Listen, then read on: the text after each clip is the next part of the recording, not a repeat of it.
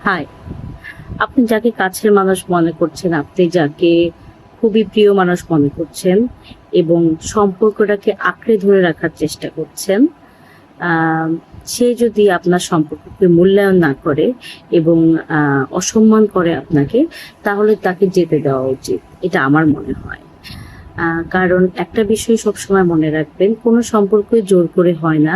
আর দ্বিতীয়ত, মানুষ কিন্তু দিন দিন নতুন মানুষের সাথে পরিচিত হয় এবং নতুন সম্পর্কে নিজেকে নিযুক্ত করে।